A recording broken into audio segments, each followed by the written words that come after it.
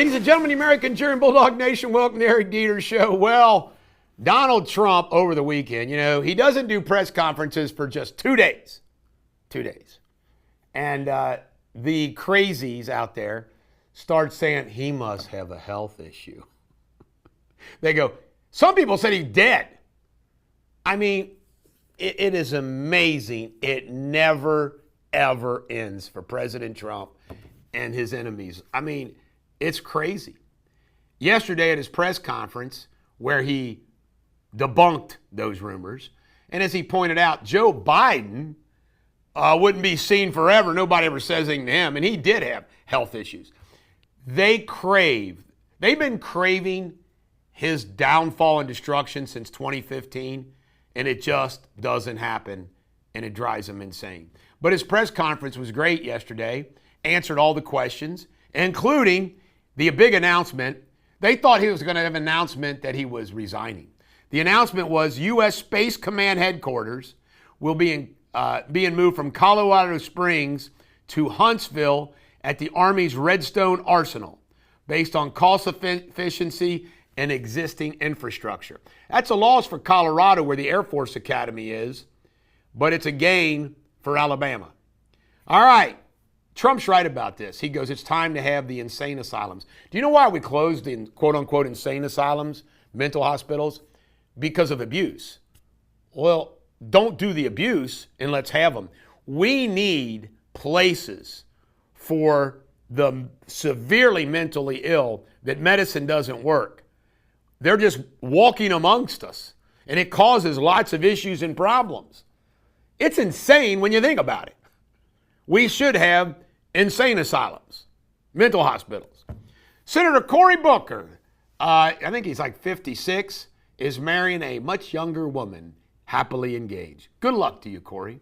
51 arrests across Kentucky, Tennessee, and West Virginia, the Sinaloa cartel. Wow. Epstein House oversight. This is the biggest nothing burger. They say the key gap in footage contradicting previous explanation of the Justice Department. Well, guess what? That footage, that minute footage, doesn't change the facts. No evidence of a murder. But they're trying to act like, oh, it's nothing. Furthermore, the Epstein victims who I am very sympathetic to, the Epstein victims have already spoken many, many times. There's documentaries out there about it. We know what the hell they've gone through. Hell. Okay? So this is nothing new. Which turns to my next topic. The do-nothing, grandstanding loser. Here in the Northern Kentucky 4th District, we are a vibrant community. We are smart people. Great place. We have the most ineffective loser of a congressman there is, Thomas Massie. This guy is getting obliterated by Trump's MAGA pack here in Kentucky. So what does he do? He acts like he's going to be the champion of the Epstein file. See, this is what he does. He sponsors stuff that never passes. He grandstands. So it's another example of why we need to get rid of this guy. He's a clown. Take his glasses off, put his glasses on, grow a beard, not a beard. With Savannah Maddox, not with Savannah Maddox. With Rand Paul, not Rand Paul. I'm telling you, this man here, he actually loves Rand Paul. Governor Pritzker, you know what he says in an interview? He says crime in a big city is a fact of life. See the difference between the Trump administration? The Trump administration is about solving problems, getting it done. That's my attitude in life. These guys, we just go accept crime. It's insane. And Mayor Johnson, he keeps acting like I'm going to do all I can to defend it. Well, you're not, Mayor. And he also said that crime's just here to stay. They accept this crime. And by the way, the National Guard is supposed to be used for those type of purposes when there is civil unrest. All right, I like this guy. The mayor, the governor of Wisconsin, just because of his look, he looks like a mad scientist. Tony Evers, the governor of Wisconsin, says if they get rid of all the illegals in Wisconsin, the economy will collapse. I mean, the Wisconsin economy collapsing isn't funny, but him coming out there and saying it was funny. All right, 600 military lawyers are going to serve as temporary immigration judges. My cousin Jim Moss ought to apply. There's a Trump face decal. Look at this. At the U.S. Justice Department, and looking at workers. That's hysterical. Google. There's been a ruling from a court. No breakup. They are restrained.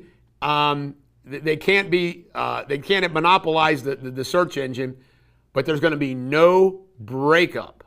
And they have to be more cautious responding to deeply personal related relationships and mental health. The D.C. grand jury's declined a second indictment on somebody who threatened Trump because they're just crazy. No trail bill, insufficient evidence. In Washington, D.C., loaded with Democrats, you can't indict anybody if it involves Trump going against him. Minivan crashes into a crowd. This is sad. In the Capona Festival in Harrisburg over the weekend, 3 hospitalized, including a 6-year-old. Terrible. Impaired driver. Government shutdown. I should have brought this up yesterday because Congress is back and it expires midnight September 30th. Congress must pass 12 annual appropriation bills or a continuing resolution. I love this story. This is my favorite story of the day. James L. Day Middle School students walked out in protest of boys using girls' bathrooms. Good for them. Middle schoolers. They get it. Being civilly active, I love it. In world news, the United States, you got to check out this video. It is great. A smuggling boat leaving Venezuela with a drug gang, the Tren de Aragua gang. They're boating around. It's a special speedboat for drug running. You could tell. You could see the bales of cocaine and drugs. There's apparently 11 of them, and all of a sudden, boom. If you're a drug boat runner, you're probably saying, I don't know if I want to do that anymore. This is the best. This might be one of my favorite tweets or truths. He does truths of Trump of all time. Xi is hosting Putin and Kim Jong-un at his military parade. Now, this is a la Stalin, Hitler, Mussolini. That's what this kind of reminds me of, the bad guys all getting together. Trump truths out. Best regards to Putin and Kim Jong-un as you conspire against the United States. In other words, politely saying F you. Oh, I love Trump. Trump. You know what? Trump's not doing a great job. He's entertaining. I think Trump's the funniest, most entertaining president we've ever had, too, on top of everything else. Pop culture. Rosie O'Donnell, my God. She said that the shooter was MAGA, Republican, all that. She's now apologized. I wish we didn't post this, because if you go to my Facebook page, we got to see her going blah, blah, blah, blah. I can't even stand looking at Rosie. Greg Louganis sold 3 of his medals to finance his move from the United States to Panama, 1 silver, 2 gold. They got auctioned for $437,000. He's selling his California home. He says he's out of money and needs it. Well, that's okay. I'm glad you had him, Greg. Sports Without Boundaries. I got just one story for you in the national sports scene. Tomorrow there'll be more because football. Novak Djokovic defeated Taylor Fritz of the United States. I'm sorry, but I'm rooting for Novak. Heading into his 53rd Grand Slam semifinal. And in history, today in history, the Treaty of Paris was signed in 1783, ending the Revolutionary War. Do you know who the 3 were that were there? Adams, Franklin, and John Jay. This is the unfinished painting of the event.